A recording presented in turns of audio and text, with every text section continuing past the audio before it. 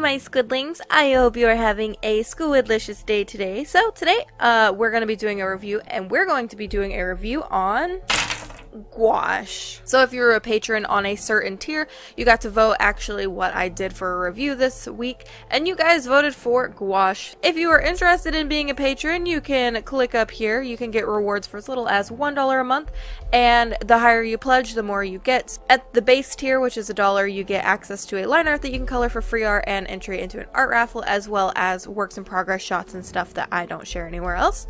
And if you pledge higher tiers, you get more stuff like prints and buttons and stickers sent to you in the mail every single month. So if you're interested, click up here. So today we're going to be taking a look at the Holbein gouache. This is very tiny tubes. These are 5 milliliters each, and I actually got them in a set of 18. I do not have the original packaging that this came in. I bought it on Amazon months and months and months ago.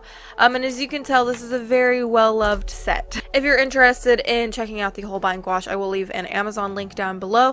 If you click it and you buy something, I get a commission, but it's no extra charge to you, so basically it just helps the channel out. So, I'm really excited. Holbein gouache is probably my favorite gouache that I've tried so far, and I got this 18 set for like, I don't even remember, I think it was like $30, which seems expensive, but you get a bunch of colors and it's artist grade. I'm just really happy with it. I thought it was a great deal. You can use these in liquid form. I also have them in dry form. I will warn you that if you dry them out, they tend to break loose. They don't really stay together that well. However, it is really nice to use it like this. You can also use it wet to be able to get the really thick, opaque coverage.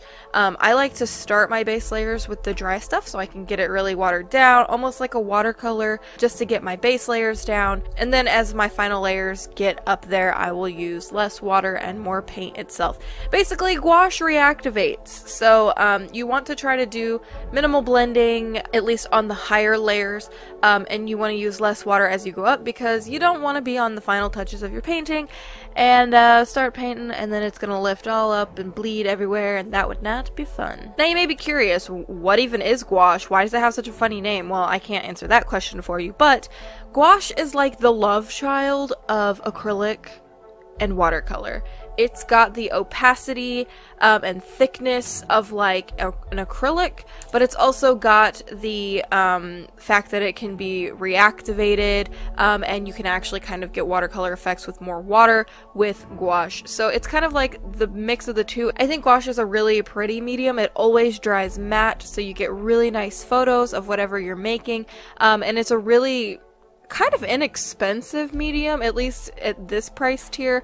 So we've got a ton of colors here, and I'm going to be swatching them out for you guys. I will be using the wet paint to swatch them out just so I can get the best color payoff on that. So let's go ahead and swatch these, since this intro is ridiculously long. And then after I swatch them out, I'm going to head over into an illustration, and I'm going to paint with these and kind of give you my feedback on them. So let's squiddle on over. Alright, so here I am swatching out all of the different gouache colors, and one thing to note is something that's really nice is if you don't add too much water to it, there is like zero color shift. And if anybody's ever used gouache before, you know that sometimes gouache dries lighter or darker depending on the shade of the color you're using, but the Holbein ones really don't color shift that much unless you're adding a lot of water. So for my base layer, I am adding a lot of water, so you will see a color shift, but that is okay because that is exactly what I wanted. So this kind of doubles as a Fan Art Friday as well as a, review. So I'm drawing Catwoman from Batman, and I'm drawing the Michelle Pfeiffer version because I think that version just looks the most aesthetically pleasing. But anyway, I am actually, this is the third one in the Gotham series. I didn't film the other two, but I have done Harley and Ivy, and if you want to check those out, they are on my Instagram. So now let's talk about these paints, shall we? So Holbein Artist's Gouache comes in 89 different colors, and they come in 15 milliliter tubes and 5 milliliter tubes. However, you could only find the 5 milliliter tubes in their sets, but you can buy the 15 milliliter in open stock. So they have a 12, 18, 24, and 30 set in the 5 milliliter tubes, and a 12, 18, 24, and 84 set in the 15 milliliter tubes, as well as a mixing set of 5. From what I understand, at least this is what they claim, they're more finely ground than any other gouache paint, and they don't include any whitening agents to increase the opacity of their paints. I actually appreciate that, and that's probably why they don't color shift, is because they don't add any whitening agents. They say that they'll give consistent results and have hardly any color shift or muddiness, which I can attest to. I mixed a lot of these colors, especially that skin tone, and there was zero muddiness and there was zero color shift as long as I didn't add any water to it, or at least not that much water to it. You can water it down a little bit and it still won't color shift, but if you add a lot of water, like with watercoloring it, like a really thin base layer, it will dry lighter. These are relatively pricey. I got these prices from jerrysartorama.com, but for individual tubes they range between $6.69 a tube to $20.79 a tube, and that just really depends on what color you're getting, what pigment is in this color. So they are relatively pricey. I'm sure you can find them somewhere else for cheaper, maybe Amazon, maybe Blick.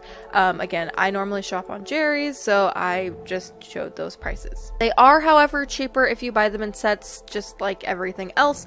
And if you're interested in these, again, I will have a link to where you can buy them from an Amazon link in the description below. If it is more expensive, that you can find it somewhere else, don't feel like obligated to buy it through my link, but if it is cheaper, hey, that's a win for everybody. The nice thing about these is they can be used both wet straight from the tube and dry, so you can dry them out in a palette, but the dry ones will crack. However, they do re-wet really beautifully, especially if you spray them with a water bottle first.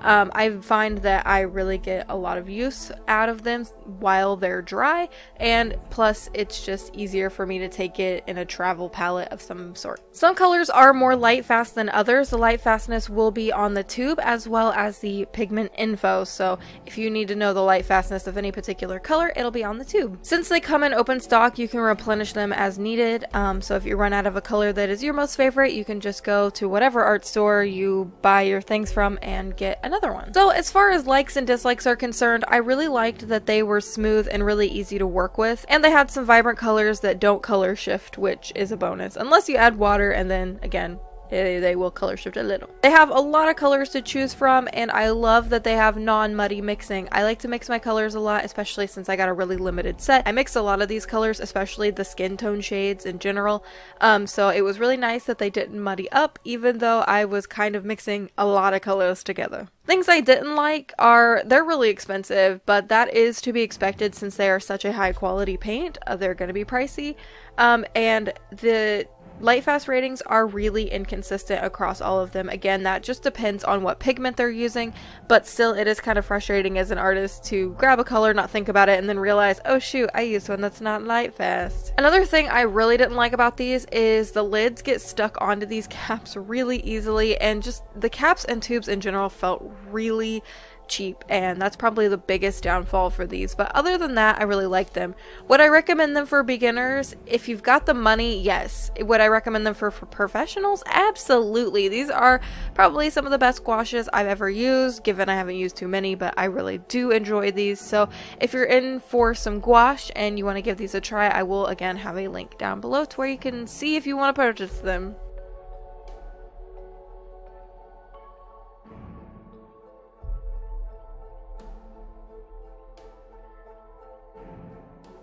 So I really hope you guys enjoyed the video. If you did, don't forget to thumbs up the video. Also, don't forget to leave a comment down below. Let me know what you thought of the review. Let me know what you thought of the paint if you own them. And let me know any future reviews you would like to see on the channel.